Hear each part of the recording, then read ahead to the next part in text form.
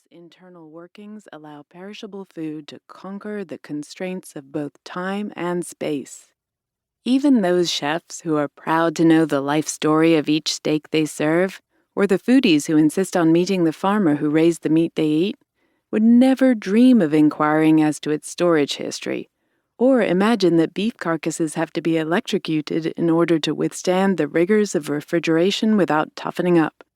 Similarly, you may be familiar with the full range of lettuce varietals in the bag of supermarket spring mix sitting in your crisper drawer, but I'd be willing to bet you have no idea that the bag itself is a highly engineered respiratory apparatus designed in layers of differentially semi-permeable films to slow spinach, arugula, and endive metabolism and extend their shelf lives.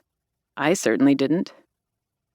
The cold chain, as the network of warehouses, shipping containers, trucks, display cases, and domestic fridges that keep meat, milk, and more chilled on their journeys from farm to fork is technically known, has become such an essential part of our food system that it is taken for granted. Its extent and operations are opaque even to our elected leaders.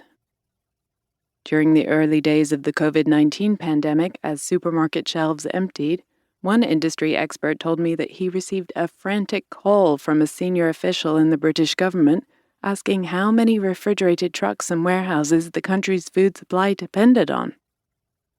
This inadvertent blind spot is a big and dangerous mistake. As I've discovered while traveling the world to research this book, it's impossible to make sense of our global food system until you understand the mysterious logic of the all but invisible network of thermal control that underpins it. What we eat, what it tastes like, where it's grown, and how it affects both our health and that of our planet, these things shape our daily lives as well as our continued existence as a species, and they've been entirely transformed by manufactured cold. In 2012, the Royal Society, the UK's National Academy of Science, declared refrigeration the most important invention in the history of food and drink.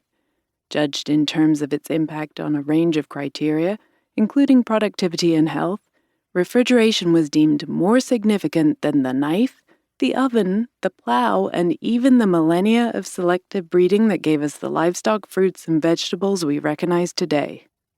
It is also a much more recent development. Our ancestors learned to control fire before modern humans even evolved, but our ability to command cold at will dates back little more than 150 years.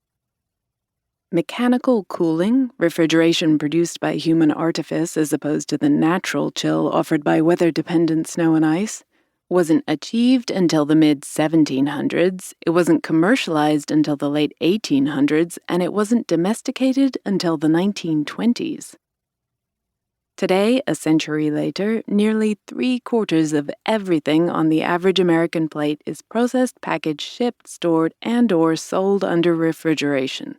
The United States already boasts an estimated 5.5 billion cubic feet of refrigerated space, a third polar region of sorts. This is an almost unimaginably large volume. The tallest mountain on Earth, Everest, occupies only roughly 2/3 of that amount of space from base to peak. As the developing world begins to build its own American-style cold chains, the expansion of this manufactured Arctic has accelerated.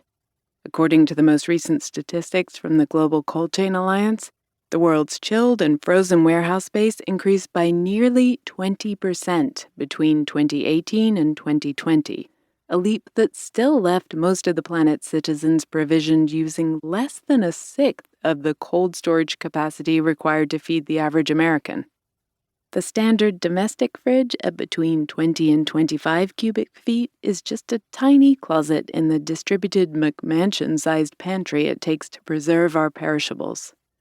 While ecologists and explorers concern themselves with the shrinking natural cryosphere, Earth's frozen poles and permafrost, this alternate, entirely artificial cryosphere is expanding, virtually unnoticed, all around us.